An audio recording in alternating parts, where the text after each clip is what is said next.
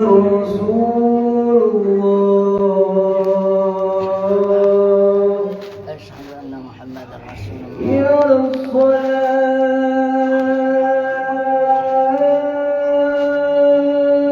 لا حول ولا قوة إلا بالله العلي حي على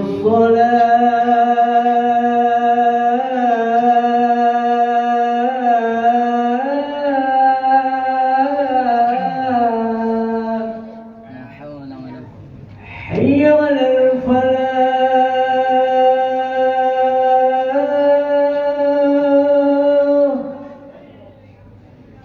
حي على الفلاح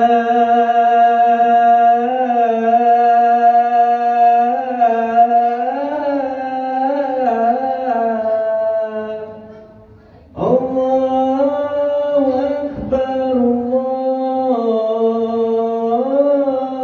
أكبر لا إله إلا الله لا إله إلا الله محمد رسول الله صلى الله عليه وسلم.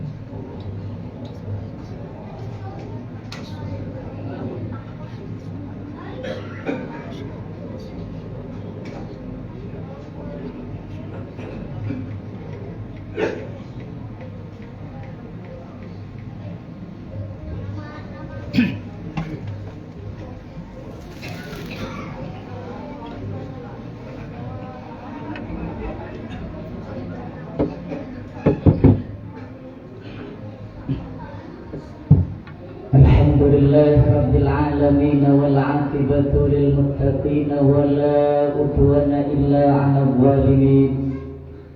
أشهد أن لا إله إلا الله وحده لا شريك له الملك الحق المبين، وأشهد أن سيدنا ونبينا محمدا عبده ورسوله الصادق الوعد الأمين. اللهم صل وسلم وبارك على سيدنا ومولانا محمد وعلى آله وصحبه ومن تبعهم بإحسان إلى يوم الدين. قال الله تعالى في كتابه الكريم وهو أصدق القائلين: أعوذ بالله من الشيطان الرجيم. يا أيها الذين آمنوا اتقوا الله حق تقاته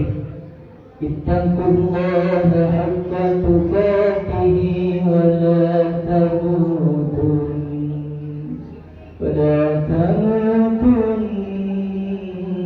إلا وأنتم مسلمون.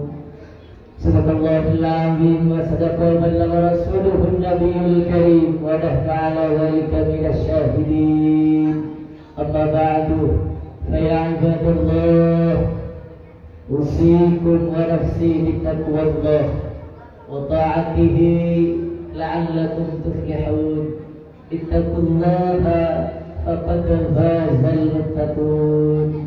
معاشر المسلمين وزمرة المؤمنين jamaah Masjid Al-Jihad rahimakumullah, marilah kita selalu berusaha untuk senantiasa meningkatkan kualitas keimanan dan ketakwaan kita kepada Allah dengan cara berusaha semampu kita di dalam melaksanakan semua perintah-perintahnya Allah dan memaksa diri kita di dalam menjauhi dan meninggalkan semua larangan-larangan Allah, agar kita termasuk ke dalam golongan orang-orang yang sa'idun fid dunya wa sa'idun fil akhirah, orang-orang yang beruntung, orang-orang yang bahagia, orang-orang yang selamat di dunia ini dan di akhirat nanti.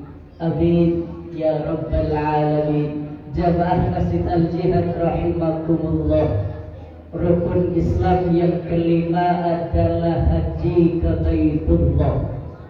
Man istata'a ilaihi sabila, bagi orang yang mampu melaksanakan perjalanan ke Baitullah.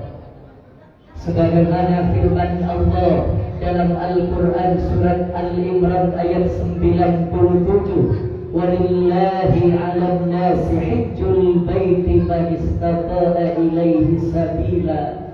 Walillahi 'alan nasi, Allah mewajibkan atas manusia hajjul baiti, haji ke Baitullah, man istata'a ilaihi sabila, yakni bagi orang yang mampu melakukan perjalanan ke Baitullah, pulang dan perginya. Beruntung dan bersyukurlah orang-orang yang diberikan kemampuan oleh Allah hingga bisa melaksanakan haji ke Baitullah, karena dosa-dosanya diampuni oleh Allah dengan sebab wukuf di padang Arafah, kayaumi waladatu ummuh, sebagaimana hari saat ia dilahirkan oleh ibunya. Salat fardunya dan salat sunnahnya yang dikerjakan di Masjidil Haram dan di Masjid Nabawi Madinah, pahalanya dilipat gandakan oleh Allah. Doa-doanya semuanya diijabah oleh Allah, dan balasan haji mabrurnya adalah surganya Allah Subhanahu wa ta'ala. Al-hajjul mabrur laisa lahu jazaa'un illal jannah. Haji yang mabrur laisa lahu jazaa'un, tidak ada balasannya illal jannah, kecuali surganya Allah Subhanahu wa ta'ala.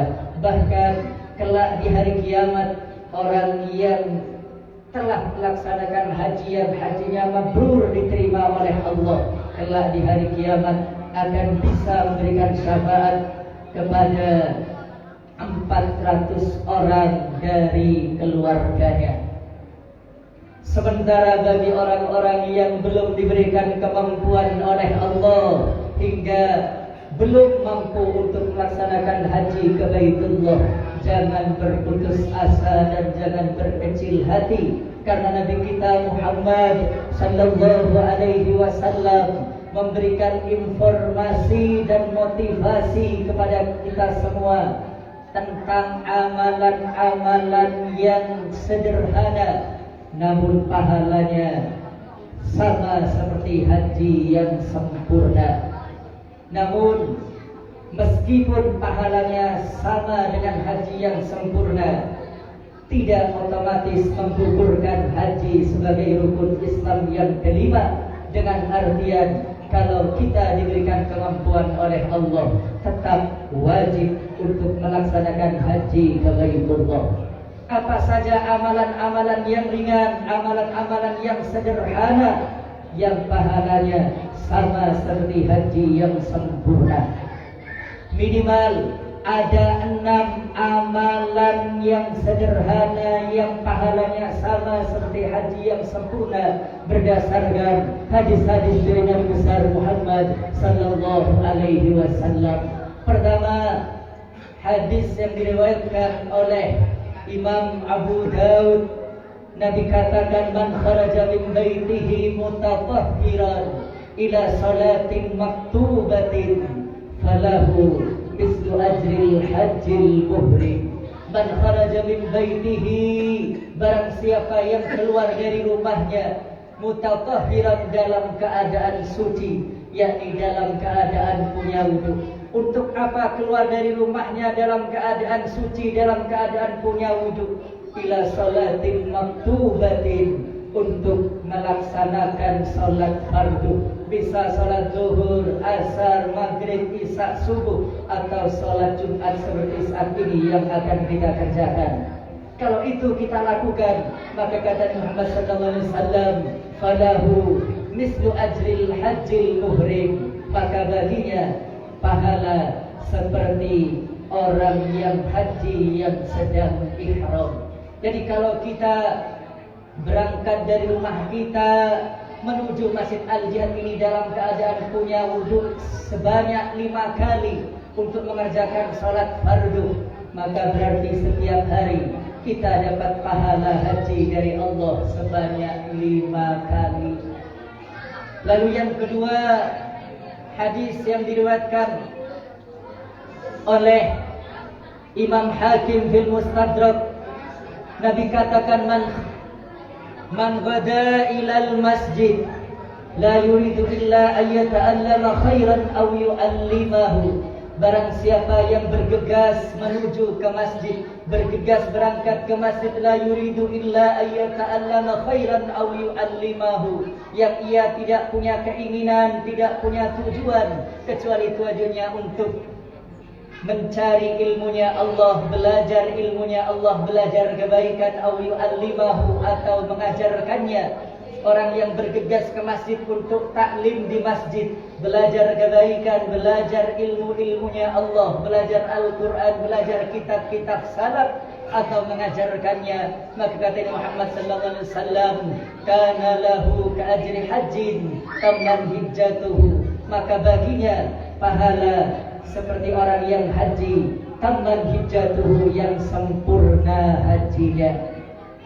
Lalu yang ketiga, amalan yang sederhana yang pahalanya seperti haji yang sempurna, berdasarkan hadis dari Imam Bukhari dari Abu Hurairah radhiyallahu anhu, ja'al fuqara ila Nabi sallallahu alaihi wasallam faqalu ya Rasulullah dhahab ahli ad-duthur min al-amwal bid-darajatil ula wan na'imil muqim. Wahai Rasul, enak itu orang-orang kaya, wahai Rasul. Mereka mendapatkan derajat yang tinggi dari Allah, mendapatkan kenikmatan yang agung yang tetap dari Allah. Sebab mereka orang-orang yang kaya, yusalluna kama nusalli. Mereka orang-orang kaya itu salat sebagaimana kami orang-orang fakir juga salat. Wa yasumuna kama nasum. Dan orang-orang kaya itu semuanya berpuasa sebagaimana kami orang-orang fakir juga puasa. Cuman walahum fadlu amwal, cuman mereka orang-orang yang kaya itu wahai Rasul punya keutamaan harta, punya kelebihan harta, yang dengan sebab harta yang dimilikinya yahujuna biha, mereka semua bisa berhaji, wa yatamiruna bisa umrah, wa yujahiduna, bisa berjihad fi sabilillah, wa yatasaddaquna, dan bisa bersedekah. Sementara kami semua orang-orang fakir tidak bisa melakukan itu semua karena kami tidak punya kelebihan harta seperti orang-orang yang kaya. Rasulullah ketika mendengar curhatan dari orang-orang fakir yang iri terhadap ibadahnya orang-orang kaya, yang iri terhadap kebaikan-kebaikan yang dilakukan oleh orang-orang kaya, Rasulullah tidak marah dan tidak menegurnya. Itu berarti iri terhadap kebaikan, iri terhadap ibadah yang dilakukan oleh orang lain bukanlah suatu kesalahan, bukan keburukan, bahkan bisa bernilai kebaikan. Apa kata Rasulullah ketika mendengar curhatan orang-orang kaya yang iri terhadap kebaikan orang-orang, curhatan orang-orang fakir yang iri terhadap kebaikan orang-orang kaya? Nabi katakan, ala uhaddithukum bi amri, maukah kalian semua aku beritahukan, aku ajarkan tentang satu amalan yang kalau amalan itu kalian kerjakan, kalian amalkan, adraktum man sabaqakum, maka kalian akan menyusul, akan menyamai kebaikan-kebaikan orang-orang sebelum kalian. Walam yudrikum ahadun ba'dakum, dan tidak ada seorang pun setelah kalian yang akan menyusul kebaikan-kebaikan kalian, yang akan menyamai kebaikan-kebaikan kalian, illa man amila mithlah, kecuali orang yang mengamalkan juga seperti yang kalian amalkan. Apa amalannya? Tusabbihuna wa tahmaduna wa tukabbiruna khalfa kulli salatin salasan wa salasin, bacalah tasbih, wa tahmaduna, dan bacalah tahmid alhamdulillah, wa tukabbiruna, dan bacalah takbir Allahu akbar, khalfa kulli salatin, setiap selesai salat, salasan wa salasin, sebanyak 33 kali. Ketika itu kita lakukan, maka kita akan menyamai, akan menyusul kebaikan-kebaikan orang-orang terdahulu, dan tidak ada orang-orang setelahnya kita yang akan menyamai kebaikan-kebaikan kita. Bila setiap selesai salat kita baca tasbih subhanallah, baca tahmid alhamdulillah, baca takbir Allahu akbar sebanyak 33 kali. Lalu yang keempat, amalan yang sederhana yang pahalanya seperti haji yang sempurna, kata Muhammad sallallahu alaihi wasallam berdasarkan hadis dari riwayat Imam At-Tirmidzi, man shalla subha fi jama'atin Barang siapa yang salat subuh berjamaah, summa jalasa fi musallahu, kemudian selesai salat subuh ia tetap duduk di tempat salatnya, yadhkurullah, dalam keadaan berzikir kepada Allah, hatta tatlu asy-syamsu, sampai terbit matahari berzikirnya. Summa shalla rak'atain, kemudian salat 2 rakaat. Namun secara fikih ketika matahari terbit haram untuk langsung mengerjakan sholat, tapi menunggu terlebih dahulu. Kira-kira matahari itu sudah tinggi kira-kira 1 tombak, kalau diperkirakan kira-kira 16 menit. Ketika matahari sudah terbit kira-kira 16 menit baru sholat rak'atain, sholat 2 rakaat, bisa sholat duha, bisa sholat isyraq. Maka kalau itu bisa kita lakukan, kata Muhammad sallallahu alaihi wasallam, falahu mislu hajjatin wa umratin tammah, maka baginya pahala seperti haji dan umrah yang sempurna. Yang kelima, amalan yang sederhana yang pahalanya sama seperti haji yang sempurna, kata Muhammad sallallahu alaihi wasallam, berdasarkan dari hadis yang diriwayatkan oleh Imam At-Tabrani dan Al-Baihaqi. Ja'a rajulun ila Rasulillah sallallahu alaihi wasallam faqala ashtahil jihad wa la aqdiru alaih. Ya Rasulullah, ada orang laki-laki yang datang pada Rasulullah mengatakan, wahai Rasul, saya pengen banget bisa berjihad, namun saya tidak bisa melakukannya. Maka kata Muhammad, faqala hal baqiya min walidayka ahadun, apakah salah seorang dari kedua orang tuamu masih hidup? Maka rajul itu menjawab, faqala ummi, ya Rasul, ibuku masih hidup, berarti ayahnya sudah meninggal dunia. Maka kata Muhammad sallallahu alaihi wasallam, fas'alillaha fi birriha, maka carilah ridhonya Allah di dalam berbakti kepada ibumu. Fa idza fa'alta dzalika, maka kalau kamu bisa melakukan itu, bisa berbakti kepada ibumu, fa anta hajjun wa mu'tamirun wa mujahidun, maka kamu senantiasa haji, senantiasa umrah, dan senantiasa berjihad di jalan Allah Subhanahu wa ta'ala. Seartikan senantiasa karena Nabi mengatakan fa anta hajjun. Ini adalah susunan mubtada khabar yang termasuk jumlah ismiyah yang dalam ilmu balaghah yufidus subut. Jumlah ismiyah yufidus subut, berfaedah tetap atau senantiasa. Maka kalau kita berbakti kepada ibu kita, kepada kedua orang tua kita, maka senantiasa kita mendapatkan pahala haji, mendapatkan pahala umrah, dan mendapatkan pahala jihad dari Allah Subhanahu wa ta'ala. Yang terakhir, amalan yang sederhana yang pahalanya seperti haji yang sempurna, kata Muhammad sallallahu alaihi wasallam, berdasarkan hadis dari riwayat Al-Baihaqi, ma min waladin barrin yanduru ila walidayhi nadhara rahmah. Kata Nabi Muhammad, tidaklah seorang anak yang berbakti kepada kedua orang tuanya, yang duru ila walidayhi, yang melihat pada kedua orang tuanya, melihat wajah ayah kita, melihat wajah ibu kita, nadhar rahmah, dengan pandangan rahmat. Kata Nabi Muhammad, illa katabalahu bikulli nadhra, maka Allah, kecuali Allah senantiasa mencatat setiap pandangan hajatan mabruratan, haji yang mabrur. Sahabat bertanya pada Rasulullah, ya Rasul, wa in nazara ilaihi fi kulli yawmi atamarrah. Wahai Rasul, apakah meskipun kita melihat pada kedua orang tua kita sebanyak 100 kali dalam sehari, akan tetap mendapatkan pahala haji dari Allah sebanyak 100 kali?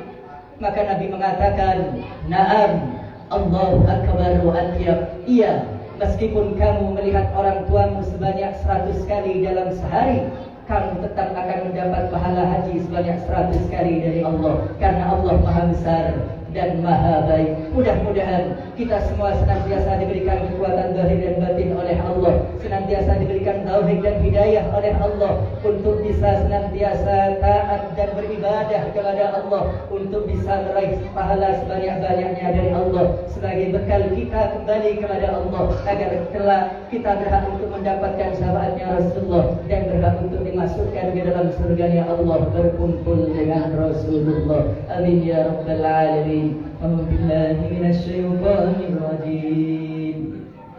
وسارعوا إلى مغفرة من ربكم وجنة أرضها السماوات والأرض أعدت للمتقين. بارك الله لنا لكم في القرآن العظيم ونفعني وإياكم بما فيه من الآيات والذكر الحكيم وتقبل مني ومنكم تلاوته إنه هو السميع العليم. اللهم صل على سيدنا محمد وعلى آل سيدنا محمد. الله أكبر. بسم الله الرحمن الرحيم. الحمد لله حمدا كما أمر، وأشهد أن لا إله إلا الله وحده لا شريك له إكراما لمن جهد به وكفر، وأشهد أن سيدنا ونبينا محمدا عبده ورسوله سيد الإنس والبشر. اللهم صل وسلم على سيدنا محمد ما اتصلت أيدي بنظر وأذن بخبر. أما بعد فيا أيها الناس اتقوا الله تعالى وذروا الفواحش ما ظهر منها وما بطن، وحافظوا على الطاعة وحضور الجمعة والجماعة، واعلموا أن الله أمركم بأمر بدأ فيه بنفسه وثنى بالملائكة قدسه، فقال تعالى ولم يزل قائلا عالما إن الله ملائكته يصلون على النبي يا أيها الذين آمنوا صلوا عليه وسلموا تسليما. اللهم صل على سيدنا محمد وعلى آل سيدنا محمد كما صليت على سيدنا إبراهيم وعلى آل سيدنا إبراهيم وبارك على سيدنا محمد وعلى آل سيدنا محمد كما باركت على سيدنا إبراهيم وسيدنا إبراهيم في العالمين إنك حميد مجيد.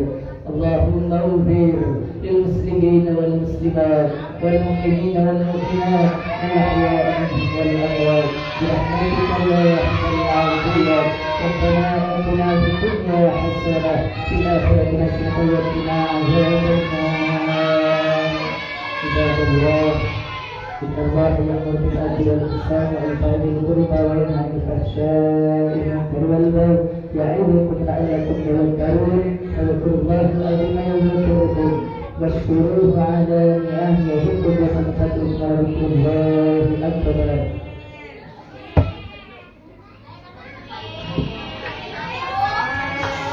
الله أكبر الله أكبر.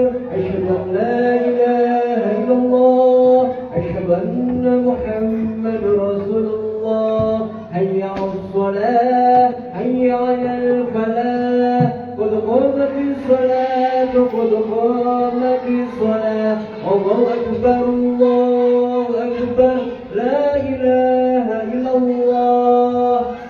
لا إله إلا الله محمد رسول الله صلى الله عليه وسلم. سووا صدوركم بين تسوية الصدور من تمام الصلاة.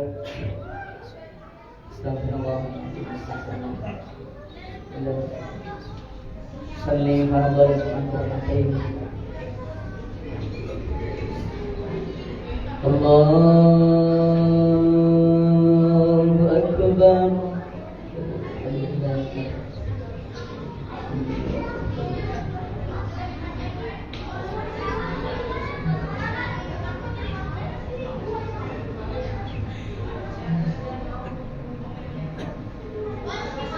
بسم الله الرحمن الرحيم. الحمد لله رب العالمين الرحمن الرحيم مالك يوم الدين. إياك نعبد وإياك نستعين. اهدنا الصراط المستقيم صراط الذين أنعمت عليهم غير المغضوب عليهم ولا الضالين.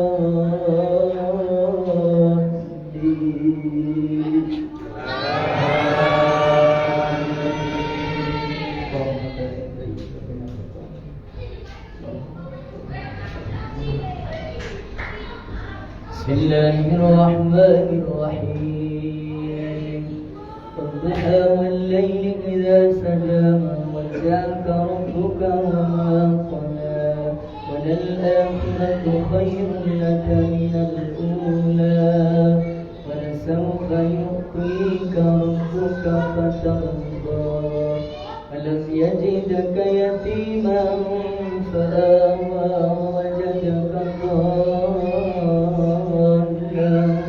فهدى ووجدك عائلا فأغنى فأما اليتيم فلا تقهر وأما السائل فلا تنهر وأما بنعمة ربك فحدث الله أكبر سمع الله لمن حمده الله أكبر الله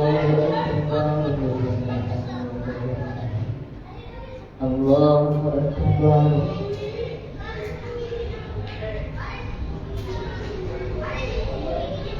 أكبر الله أكبر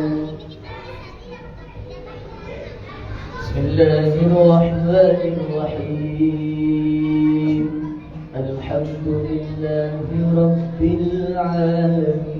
العالمين الرحمن الرحيم مالك يوم الدين إياك نعبد وإياك نستعين اهدنا الصراط المستقيم صراط الذين أنعمت عليهم غير المغضوب عليهم ولا الضالين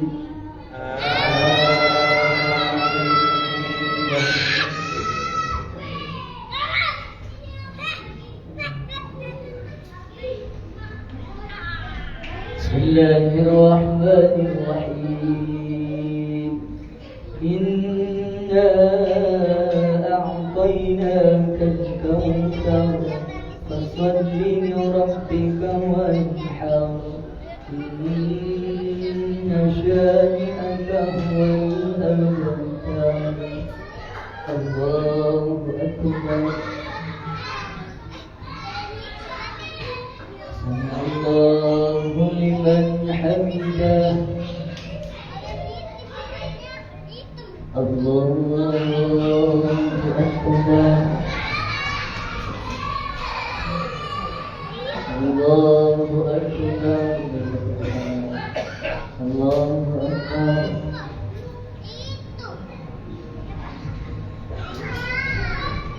أكبر الله أكبر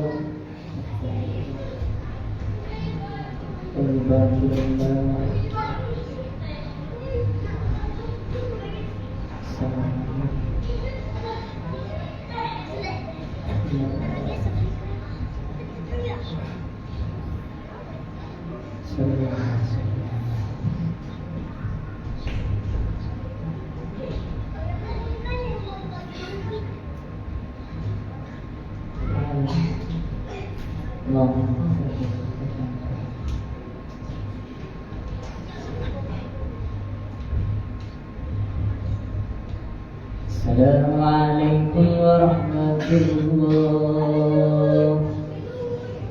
السلام عليكم ورحمة الله.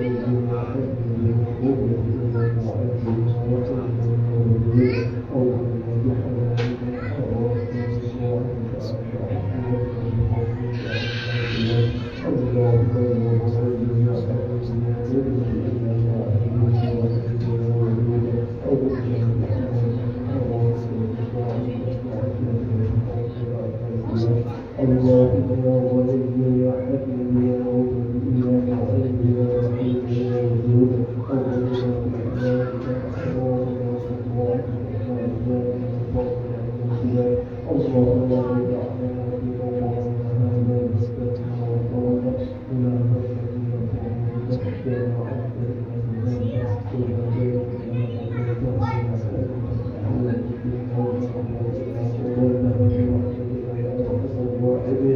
اللهم إنا نسألك السلامة في الدين وعافية في الجسد وزيادة في العقل وطاعة عند الرزق ورحمة عند الموت ومغفرة بعد الموت وتوبة قبلك ومغفرة من النار والعفو عند الحساب ربنا اغفر لنا ولوالدينا وأهلنا رسولة الله وجميع المسلمين والمسلمات والمؤمنين والمؤمنات الأحياء منهم والأموات اللهم اجعلك على هديك المعصومة وتفرقنا بالمعصية فرقا معصوما ولا تجعل حدا فينا ولا معنا ولا بيننا شقيا أو محروما أو مسرودا برحمتك يا أرحم الراحمين ربنا آتنا في الدنيا حسنة وفي الآخرة حسنة وقنا عذاب النار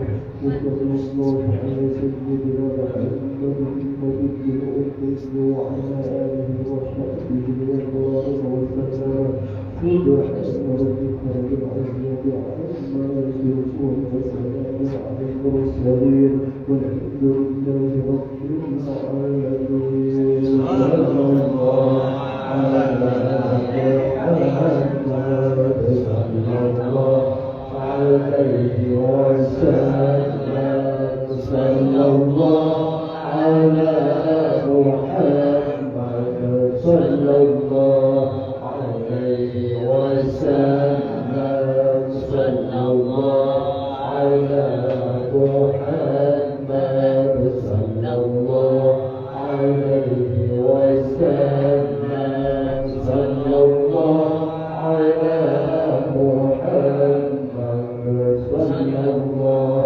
عليه وسلم صلى الله على محمد يا ربي صل وسلم عليه اللهم صل وسلم وبارك عليه